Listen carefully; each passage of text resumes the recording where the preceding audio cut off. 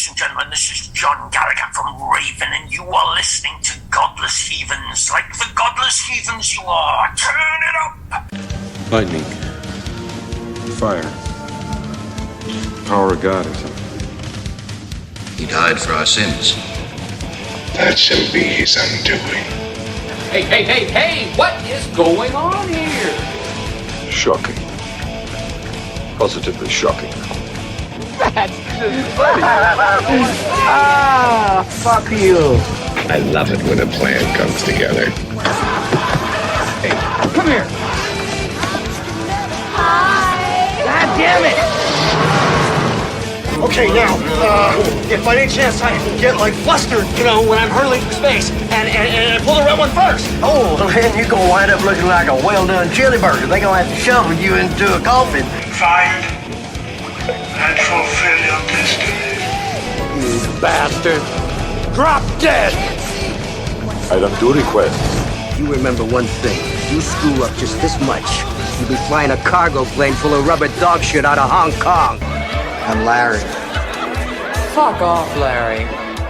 Hey, this is Dr. Vincent West, and I've got a very special guest today. We've got John from Raven, and we're going to be talking about their tour they've got coming up, and we're going to be talking about their new compilation from Steamhammer, that Leave 'Em Bleeding, that comes out September 30th. John, how you doing today? I'm doing good, sir. Very good indeed. Good to be here. Excellent. Thank you so much for doing this. So, to just kind of jump right in, this compilation, Leave 'Em Bleeding, is this a compilation of the Steamhammer stuff that y'all put out? Yeah, it really is. It's kind of planting the flag. Here we are at this juncture as we are moving on, as it were, with another company.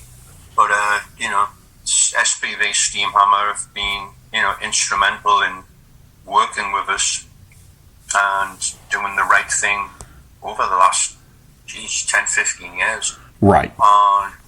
It just seemed to be a good way to sum up, the band as it is now. Because really the only thing on this, usually a compilation is going to be dragging up stuff off the first 3 albums or the first 4 albums. And the only song that's anywhere near old on this is Crash Bang Wallop, which is a live version from our 2019 live album. Nice. The other stuff is all from the studio albums, the last 3 studio albums, really. And we wanted to, make a so-called greatest hits type of deal from them, but have all the extra tracks, all the Japanese B-sides and Brazilian Z-sides and all that kind of stuff. Right. And put them all in one place.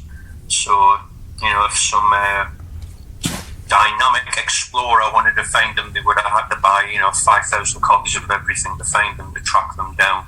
But they're all in one nifty place now, which is really cool because they're good songs.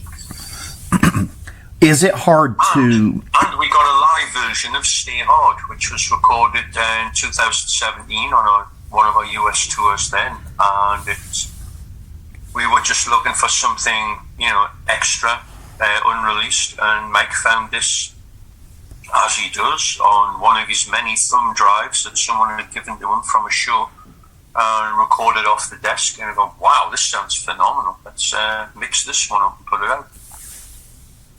Is it hard to do a compilation record, to sit down and pick the tracks for it? Is it hard to do?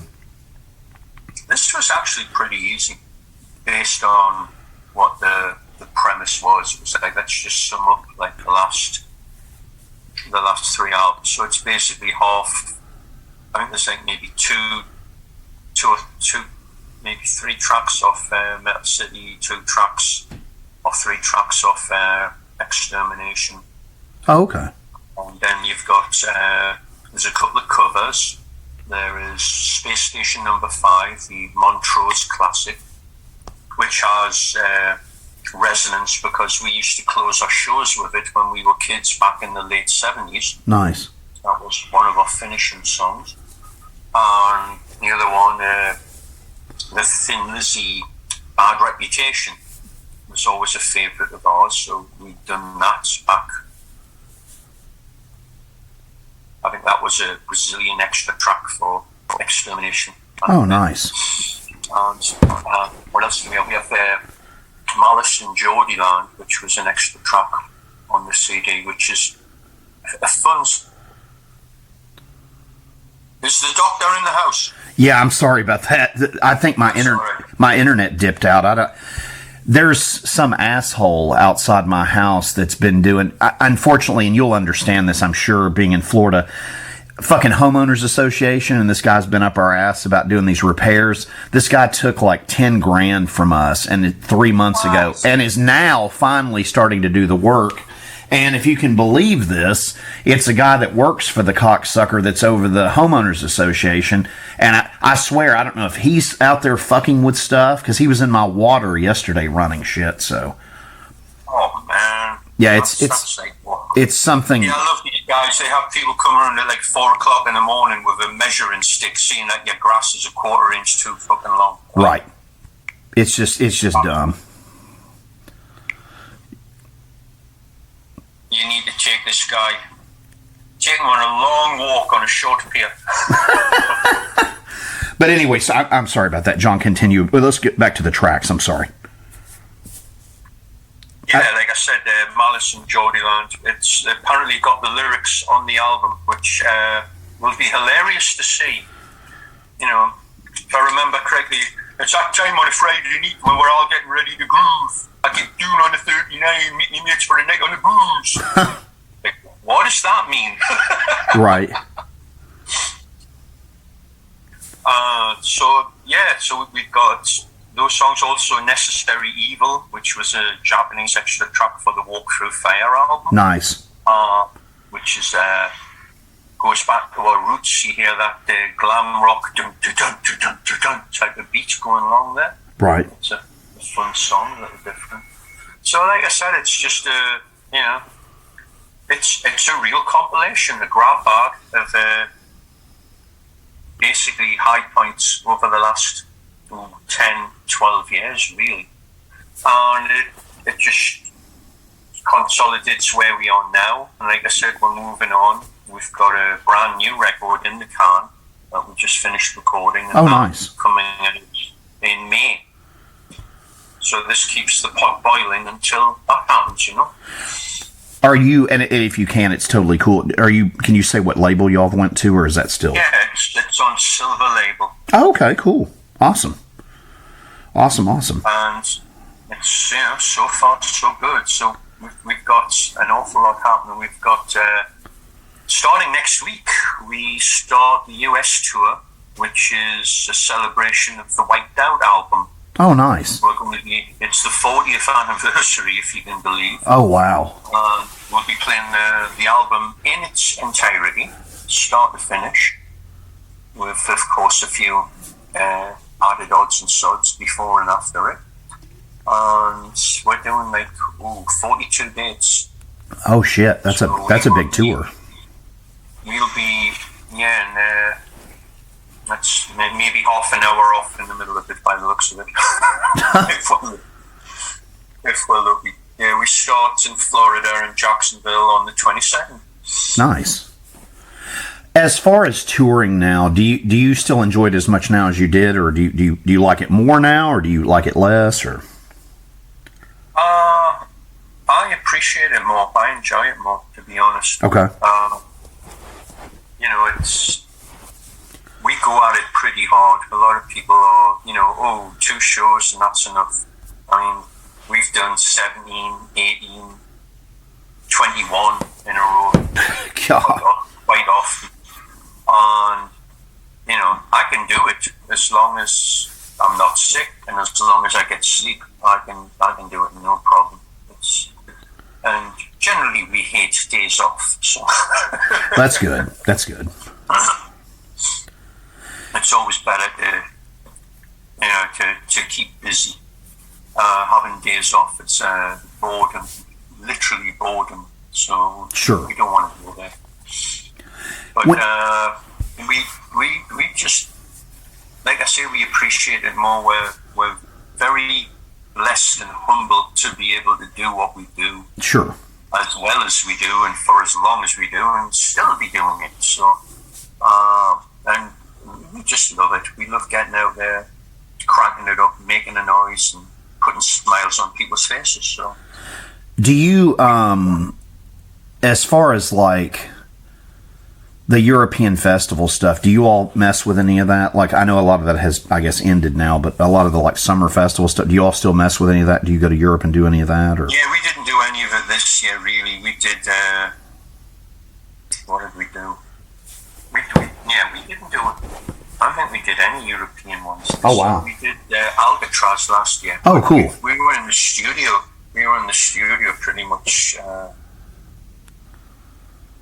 all the way through. I'm trying to remember what the hell we did. We did a festival in Pittsburgh, and right after that we went to Los Angeles to start recording, and Mark got COVID, and then Mike got COVID. Oh, shit. We were like 2 weeks delayed starting. But next year we'll be doing some European festivals. We're chasing that right now. But generally speaking, though, do you like to play in any of the summer festivals? Do you all enjoy doing that, like the big ones in like Germany and shit? It's a lot of fun because you get to meet your heroes and your peers. And, you know, at this point, a lot of the bands that we've known for years, I mean, everyone gets on great. It's, you know, we're all survivors at this point. Sure. You know, so, you know, you'll go there and it's like, oh, here's Phil Anselmo, and here's Anthrax, and here's Megadeth, and everyone gets to, you know, talk and hang out, and it's great. It's really cool. And, you know, if you hit it lucky, you get to see some really cool bands, whether it's bands you've never seen before, or, you know, I remember we did one festival a few years back, and it was, you know, Saxon and Twisted Sister and Black Sabbath. Nice. And it was just awesome, you know. Yeah, that is cool. It's so easy to do because these guys are so pro, and you basically just walk in there and they take care of you so well. Nice. It's a great thing to do. On a tour like you're about to embark on, is there some highlights on the tour for you? Is there places you all like to play from the past and whatnot? Or? Yeah, there's a few places. It's going to be fun. It's always fun playing California. We do good there. It's always fun playing the Northwest.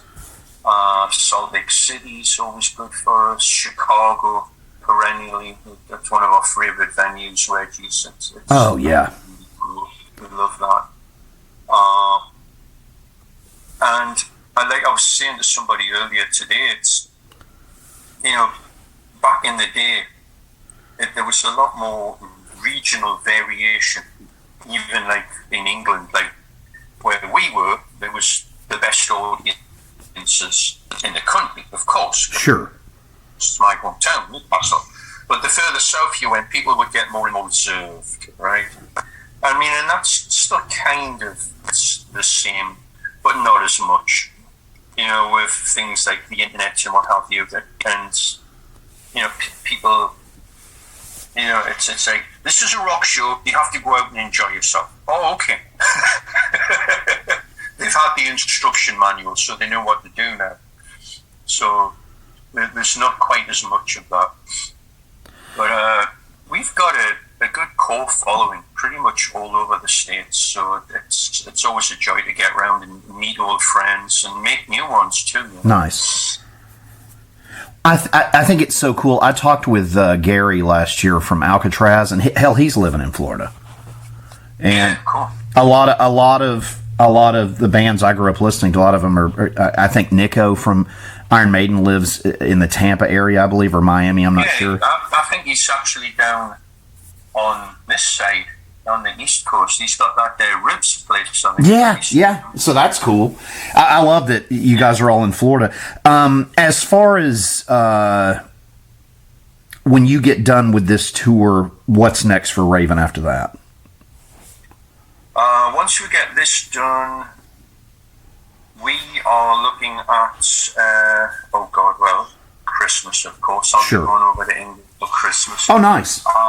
We have a cruise actually in February. Oh, how cool is that?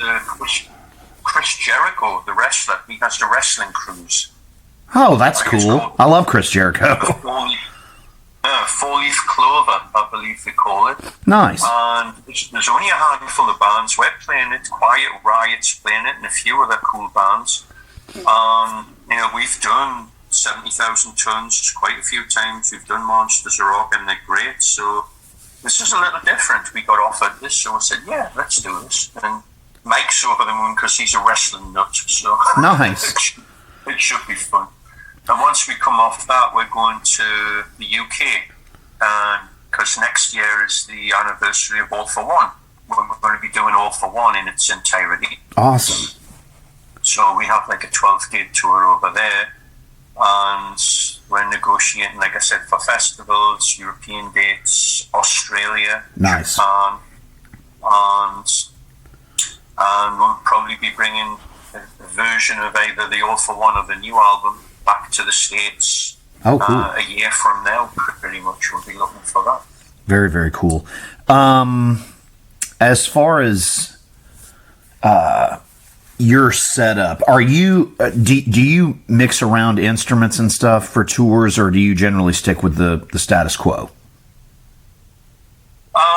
If it's a fly date or a European thing, I'll usually stick with the status quo. I'll have the white Flying V and my old red Explorer. Nice. Or I've actually let its doppelganger. It's been out for the last couple of gigs. I made a clone of the red one. Oh, cool.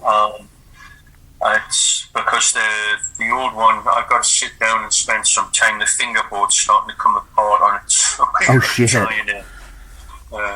Trying to put it back together.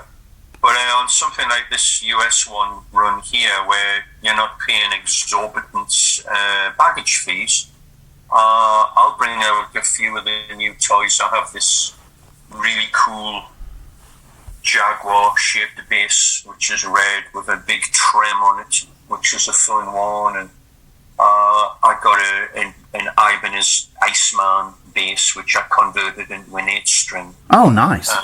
Since we're doing Wiped Out, which was almost exclusively all 8-string, I got to have an 8-string. So sure. I'll be taking that one out with me. And I'll probably take 4 or 5 out just for fun. It's it's good to, hey, look at this one. I got a nice Thunderbird I just picked up recently, so oh, cool. I think I'll be taking that one out with me too. What about that way I don't have to change strings so much. Yeah, that's good. Hey, that's always a bonus. What about your amplification? Are you still using stuff from like back in the day, or have you used some more modern stuff? Or I actually could if I wanted. Actually, I think my amp finally died. The stuff we bought from England years ago. We were at the lockup the other day and stacked up about 30-foot highs. This pile of amplifiers. Oh shit. Like, dear God, we got to do something about that. I'm actually using a PV rig at the minute. It's a Headliner 600 watt amp with an 8x10 cabinet. It's absolutely deafening, nice, loud and clear. And I get all my filthy distortion from a Boss effects unit. I've been trying other stuff, but I'm still relying on the Boss. It's, bulletproof, does the job. Nice. It's all my crazy sounds. So between that and a cool Samson wireless unit, we're all good. Excellent. Dipping his feet into the Kemper area of things. So we're been profiling a lot of his classic sounds and be bringing them out. Awesome. Something to look forward to. What about the cover art for Leave 'Em Bleeding? What can you tell us about that? Well, that was actually shot right after the show we did at the ice rink portion of the Monsters of Rock cruise in 2020. Cool. Yeah. Mark cut his hand during the gig and let go of the guitar. So oh, God. The photographer was very, very smart to take a couple of photos of that right afterwards. There's actually a photo of Mark grimacing and holding the guitar covered in blood everywhere. So that was an iconic image, and we just figured it just triggered the title, Leave 'Em Bleeding. Right. Why not? Yeah, it's killer. It's very cool. Well, kids buy Leave 'Em Bleeding from Raven. It's a compilation of some of their stuff with Steamhammer. It's killer stuff and got some classics in there too and some cool covers. It comes out September 30th, and go see them live. If you want to see Raven, the best way to enjoy them is at a live show. So, absolutely. Yeah, check out Facebook or Twitter or our website, ravenlunatics.com. It's got the dates on there. We're still adding a couple, so if you don't see what you want, shout at us. You never know, it may get added. We've got a big show announcement that's going to be coming up in the next week or so, and I can't say much about it, so otherwise somebody will hit me on the head. But it's exciting. We're looking forward to doing that. And awesome. That'll be at the end of the tour. So excellent. Beginning in November. Awesome. Watch this space, as they say. Excellent. John, thank you so much for doing this. I wish you all the best. And good luck with everything. I hope the tour goes well, and catch you out there at one of those gigs. Absolutely, man. And good luck with your HOA nightmare. Yeah, it really is. It's a living hell every day. Yeah. Cracker Jack timing, Wayne. Total concentration. You ready, Jack? I was born ready.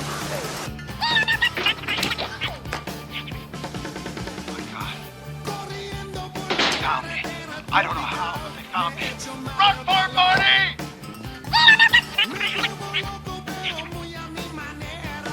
Oh my God. They found me. I don't know how, but they found me. Run for it, Marty! Doc? Take us out.